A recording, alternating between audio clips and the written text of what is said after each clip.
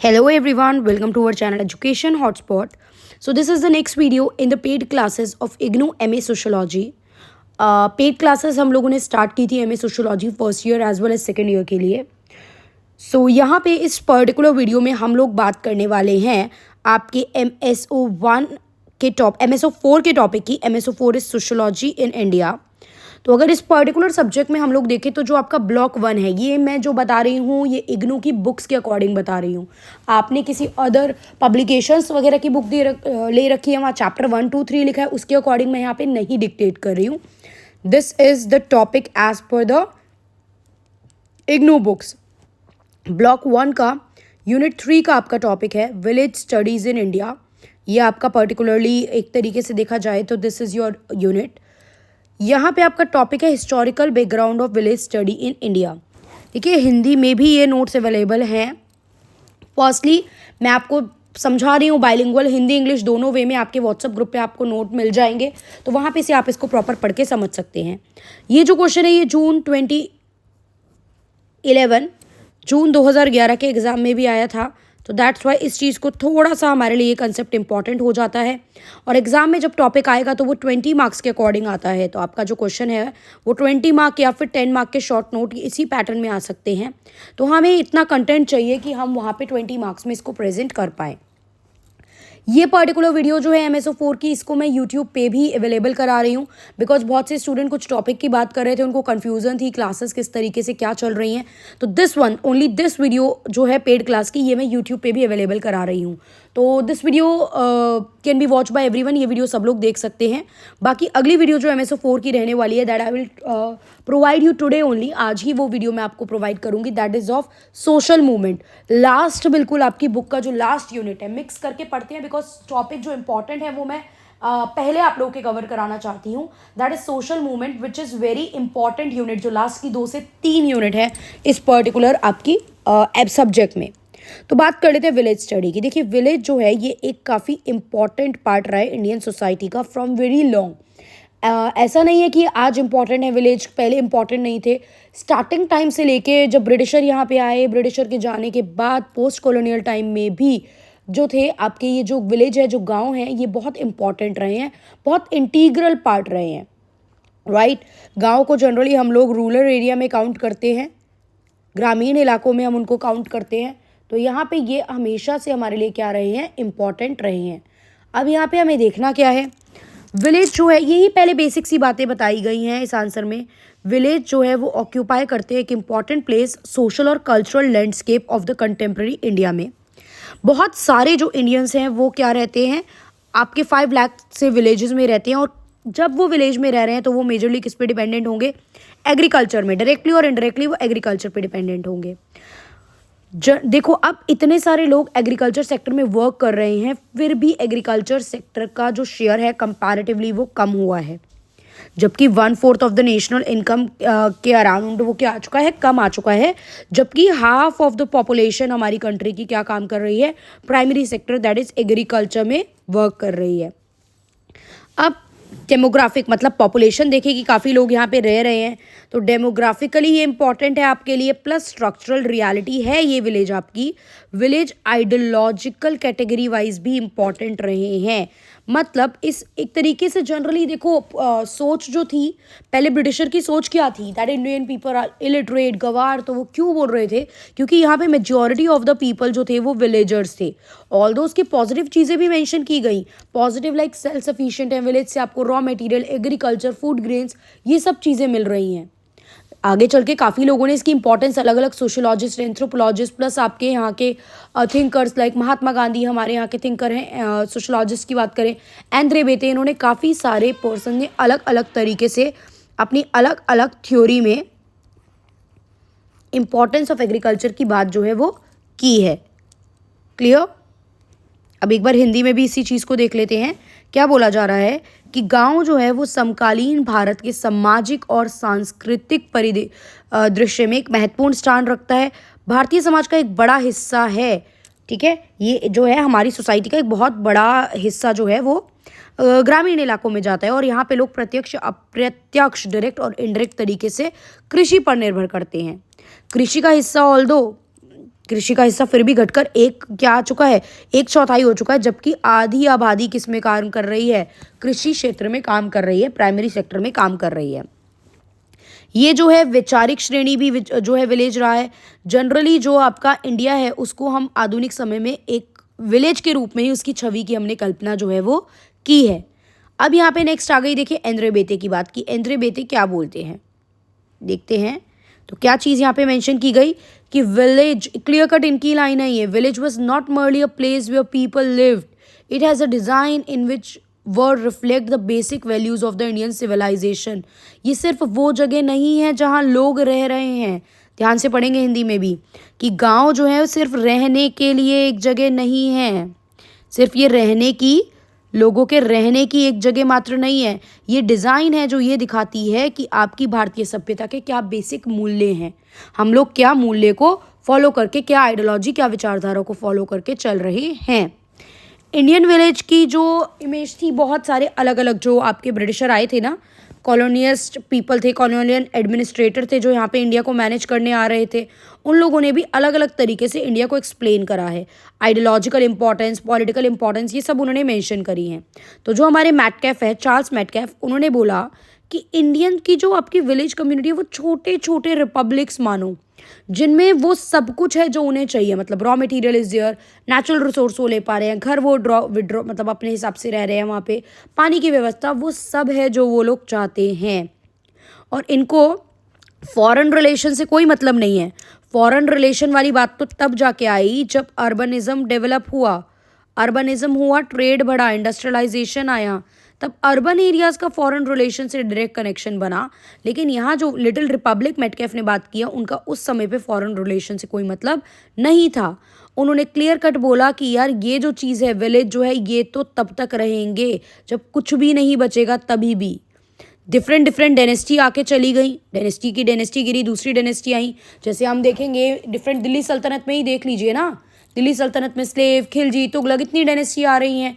और वो तो चलो मैंने मेडिवल हिस्ट्री की बात करी, प्राचीन भारत या मध्यकालीन भारत से आगे अगर आधुनिक भारत में देखोगे तो भी आपके अलग अलग देखो, ब्रिटिशर के रूल बदलते रहे, लोग आते रहे, अलग अलग एक्ट आए, अलग अलग लड़ाइयाँ हुई, फिर भी जो विलेज थे वो उसी तरीके से रहे।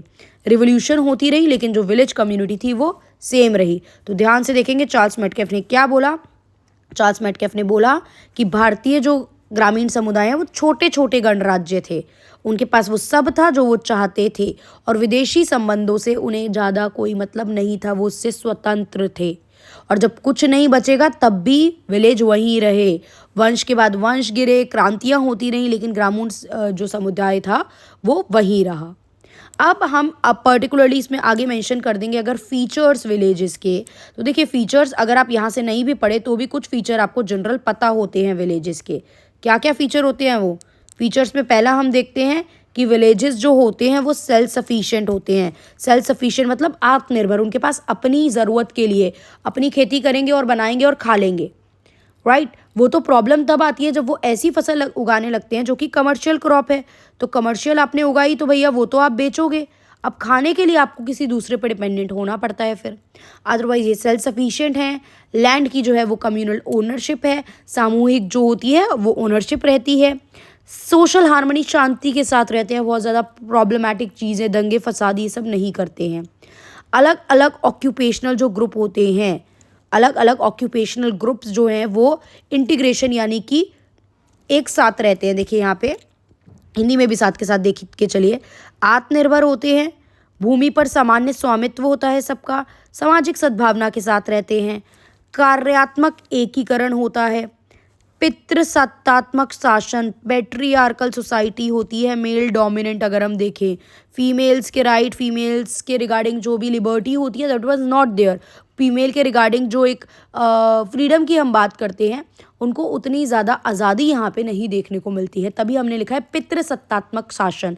डिसीजन जो होता है वो the male member, the dominant मतलब जो मेल टॉप क्लास पे बैठा हुआ है उनके द्वारा लिया जाता है। निरंकुश सरकारें जो शासन है वो यहाँ पे अकॉर्डिंगली चलता है। ऑल्दो देखो आज की डेट में तो चीज़ें चेंज हो गई हैं, we have a proper system, village local government का भी हमारे पास प्रॉपर सिस्टम है। अगर आप देखेंगे तो लोकल गवर्नमेंट में हमारे पास क्या है, we have panchayat and municipality. Panchayat and municipality का प्रॉपर सिस्टम हम लोगों ने 1992 में जाके ऐड करा। It was not there from the beginning ना। 1992 में आपका जो कॉन्स्टिट्यूशन है उसमें 73rd एंड 74th आपने अमेंडमेंट करी, उसके बाद ये चीज़ें आपने उसमें क्या कर दी थी, ऐड कर दी थी। चलिए फिलहाल आगे देखते हैं ये क्या बोल रहे हैं। आगे यहाँ पे बात की जा रही है कि जो विलेज रिकंस्ट्रक्शन है वो इम्पॉर्टेंट पार्ट हो गया है अपने आप को खोज निकालने का। मतलब वो पुराने तरीके से तो आप डेवलप नहीं कर सकते हो, तो आपको जो भी विलेज की चीज़ें हैं उसको रिकंस्ट्रक्ट करना पड़ेगा और उसकी एक अलग इमेज शो करनी पड़ेगी। वो इमेज नहीं जो डिराइव की है कॉलोनियल रूलर से। जो भी कॉलोनियल रूलर आपके ब्रिटिशर, वाइसराय, गवर्नर जनरल, राजा वगैरह आए, उन्होंने जैसे इंडिया को डिस्क्राइब करा उस इमेज को अगर हमें बदलना है ग्लोबल लेवल पे, इंडियन लेवल पे तो फिर भी हम कोशिश करेंगे बदलने की, बट ग्लोबल लेवल पे अगर आपको बदलना है कि इंटरनेशनली भी इंडिया को उतनी रिस्पेक्ट मिले, तो आपको इंडिया की इमेज को, मतलब जो भी विलेजेस हैं इनका रिकंस्ट्रक्शन करना पड़ेगा। और आज की डेट में जिस सोसाइटी से आप और मैं बिलोंग कर रहे हैं, अभी 21st सेंचुरी की बात करें तो काफ़ी हद तक तो चेंजेस आ भी चुके हैं आज की डेट में विलेज में। लाइक गवर्नमेंट अलग अलग स्कीम ला रही है ना, LPG सिलेंडर की बात कर रही है, गाँव तक सिलेंडर पहुँचाना, उज्ज्वला योजना, बिजली पहुँचाना। तो इस तरीके से गवर्नमेंट तो इस पर्टिकुलर फील्ड में काम कर रही है। ठीक है, यही चीज़ यहाँ पे बोली जा रही है कि अगर खोई हुई आपको इन विलेज की चीज़ों को दोबारा लाना है तो आपको गाँव का पूर्व निर्माण करना पड़ेगा। और स्वतंत्रता के बाद जो ये इमेज बनी है, ये छवि बनी है भारत की, औपनिवेशिक काल में इसको हमें बदलना होगा। अब आफ्टर इंडिपेंडेंस क्या हुआ, हिस्टोरिकल बैकग्राउंड तो पूछ रहा था लेकिन हिस्ट्री में ही चला गया ना, आज़ादी के बाद चीज़ें क्या हुई। अब आज़ादी के बाद अगर हम देखें तो फिर भी विलेज बेसिक यूनिट ही रहे हैं हमारी सोसाइटी की।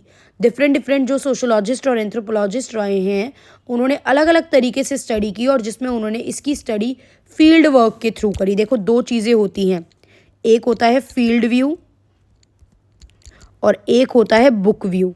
जब भी आप कह रहे हो हम किसी चीज़ की स्टडी फील्ड व्यू में कर रहे हैं, मतलब आप उस पर्टिकुलर जगह जिस चीज़ की स्टडी कर रहे हो आप उस जगह जा रहे हो, वहाँ पे लोगों को ऑब्जर्व कर रहे हो, वहाँ पे क्या चीज़ें चल रही हैं, पॉसिबिलिटी, आप खुद कुछ टाइम वहाँ रह के चीज़ों को ऑब्जर्व भी कर रहे हो, दैट इज़ पार्टिसिपेंट ऑब्जर्वेशन। फिर आप उसके बाद अपनी रिपोर्ट, अपनी थ्योरी और अपना जो भी आपका थॉट प्रोसेस है वो सेट कर रहे हो, तो दिस इज़ फील्ड व्यू। वहीं बुक व्यू आपके बहुत सारे इंडोलॉजिस्ट फॉलो करते थे। इंडोलॉजिस्ट कौन लोग होते हैं, जो आपकी क्लासिकल टेक्स्ट जो होते थे, जो हमारे क्लासिकल टेक्स्ट मान लो पुराण्स हो गए, हिस्टोरिकल टेक्स्ट हो गए, रामायण महाभारता, इसके अलावा अलग अलग ऑथर्स ने पुरानी काफ़ी बुक लिखी हैं। आप उसको पढ़ के चीज़ों की बारे में नॉलेज निकाल रहे हो। जैसे कॉइन को लेके अलग अलग टाइम पे लोगों ने लिखा होगा उस समय, तो कॉइन का स्ट्रक्चर कैसे डेवलप हुआ, आप वो बुक से पढ़ के जब आप नॉलेज ड्राइव कर रहे हो तो वो लोग कहलाते हैं इंडोलॉजिस्ट या ओरिएंटलिस्ट, जो बुक से चीज़ों को डिराइव कर रहे हैं, इन्फॉर्मेशन को डिराइव कर रहे हैं। और field view is completely different from the book view. Clear. तो विलेज स्टडी के लिए जो सोशोलॉजिस्ट थे वो क्या यूज़ कर रहे थे, बुक व्यू यूज़ कर रहे थे। कौन सा व्यू यूज़ कर रहे थे, बुक व्यू यूज़ कर रहे थे। इंडोलॉजिस्ट अप्रोच नहीं यूज़ कर रहे थे। इंडोलॉजिस्ट मतलब क्या हो गया, इंडोलॉजिस्ट मतलब हो गया कि जो भी आपके क्लासिकल टेक्स्ट होते हैं जैसे रामायण, महाभारत, पुराण्स हो गए, इसके अलावा किसी भी को लेके भी कोई हिस्टोरिकल बुक लिखी गई है तो आप उनसे चीज़ों को डिराइव कर रहे हो, अपनी इन्फॉर्मेशन को और नॉलेज को अपडेट कर रहे हो। Then we have the word village republic, जो हमने देखा विलेज कम्युनिटी। विलेज कम्युनिटी की बात की जाए तो विलेजेस गांव, community is a group. Community समझ में आ रहा है हमें, ग्रुप ऑफ पीपल होगा कम्युनिटी एक। तो ये जो है ये आपकी पीजेंट इकोनॉमी से इस कंसेप्ट को, इस वर्ड को जो था डिराइव किया गया था। ये हमने देखा यहाँ पे बोला जा रहा है कि अगर आप किसानों की बात करें और विलेज स्टडी की बात करें तो इनके बीच में कनेक्शन इस्टेब्लिश करना बहुत आसान हो जाएगा। रीज़न बीइंग विलेज का प्राइमरी फंक्शन क्या होता है, विलेज का प्राइमरी फंक्शन जो है, primary occupation you can say, क्या है, ये तो प्राइमरी चीज़ है ना, तो ये होगी तो किसान अपने आप में होंगे, तो इसलिए इनके बीच में तो एक रिलेशन डायरेक्ट बन जाता है, बहुत क्लोज रिलेशन होता है, तो इनके बीच की स्टडी करना आसान हो जाता है। यही बोला जा रहा है कि ग्रामीण समुदाय में को एशिया में किसान अर्थव्यवस्था की सामाजिक नींव के रूप में पहचाना गया, और किसान अध्ययन और गाँव का अध्ययन अगर आप करो तो इनके बीच में संबंध बताना कंपैरेटिवली आसान है। फिर रॉबर्ट रेडफील्ड क्या कहते हैं, आई होप चीज़ें समझ में आ रही होंगी, बाकी नोट्स आप लोगों को मिलेंगे, वहाँ से आप चीज़ें कवर कर सकते हो। दोबारा से पढ़ के कोई भी डाउट आ रहा है तो you will be there in the WhatsApp group. जो बच्चे पेड स्टूडेंट देख रहे हैं, बाकी जो यूट्यूब वाले स्टूडेंट देख रहे हैं आप कमेंट कर सकते हैं क्या, बट हाँ अभी थोड़ा टाइम कंस्ट्रेंट की वजह से बहुत ज़्यादा I am not active on YouTube. Paid classes में ही I will try to complete the course अभी फॉर नाउ। तो विलेज लिटिल कम्युनिटी की बात करें, बाकी यूट्यूब वाले स्टूडेंट प्रीवियस जितनी भी वीडियोज़ हैं प्लेलिस्ट है उनको प्लीज़ ज़रूर से देखें और उनमें कोई डाउट आए तो आप पूछ सकते हैं। रॉबर्ट रेडफील्ड ने लिटिल कम्युनिटी के बारे में क्या बोला। पहली बात तो इन्होंने ये बोली, ये सिंपल है, कोई मुश्किल चीज़ नहीं है, आप खुद भी लिख पाओगे। यहाँ पे बहुत ज़्यादा डाइवर्सिटी नहीं होती है, लोग आपस में एक दूसरे से ज़्यादा पर्सनली कनेक्टेड होते हैं, बहुत फॉर्मल रिलेशन शेयर नहीं करते हैं, आपस में बातचीत ये सब चीज़ें होती हैं, तो इनफॉर्मल रिलेशन होता है। और ये community small group of individual है और एक जैसी होती है, डाइवर्सिटी नहीं है तो कैसी होंगी, होमोजीनियस। तो यही चीज़ लिखी है रॉबर्ट रेडफील्ड के अनुसार, ये कैसी होती हैं, सजातीय होती हैं, व्यक्तियों का छोटा समूह है और यहाँ पे ज़्यादा विविधता नहीं है, और जो लोग हैं वो व्यक्तिगत रूप से पर्सनल लेवल पे एक दूसरे से जुड़े होते हैं। इसके बाद यहाँ पे मैंने कुछ बुक मेंशन की हैं जो हिंदी इंग्लिश दोनों के लिए सेम ही रहेंगी। हिंदी वाला स्टूडेंट भी इनको इसी तरीके से इंग्लिश में लिख के आ सकता है, कोई प्रॉब्लम नहीं होगी, इस चीज़ में कोई नंबर नहीं कटेगा।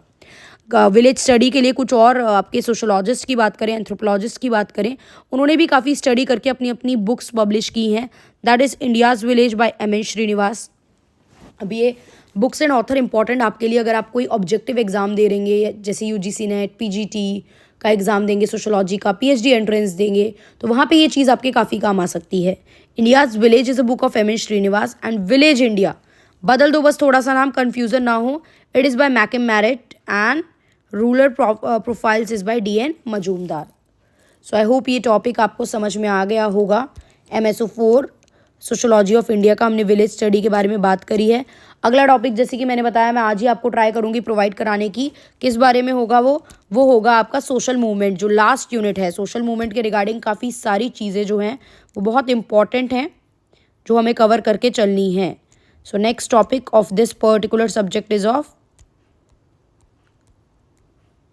दैट विल बी ऑफ, थोड़ा डरावना हो गया नहीं मेरा स्माइली, बट कोई बात नहीं, ओके। सो पढ़ते रहिए, एग्जाम में आई नो टाइम कम है, आपको जो वीडियो जैसे जैसे कंटेंट नोट्स मिलते जा रहे हैं आप उस बेसिस पे पढ़ते रहिए एंड डोंट वरी, अपनी तरफ से तैयारी हम जितनी कर सकते हैं मैक्सिमम हम करके जाएंगे एंड इस तैयारी के बेसिस पे हम लोगों को कम से कम इतना कंटेंट तो कवर हो जाए। देखिए ये वीडियोस का पर्पस यही था, जो लोग वर्किंग है प्रॉपर टाइम नहीं दे पा रहे हैं वो लोग थोड़ा सा एक उनको रेडी टू गो मटेरियल मिल जाए, ready to go content mind में चला जाए कि अच्छे से समझ में आ गया और कंटेंट एक जगह मिल गया है, तो वही हम सुन के वही हम पढ़ के नोट्स बार बार एग्जाम में लिख के आ सकते हैं। तो this is the note that I will share with you. So that's all for this video, see you in the next video. आज की डेट में हम लोग काफ़ी और भी वीडियोज़ कवर करने वाले हैं। Thank you for watching.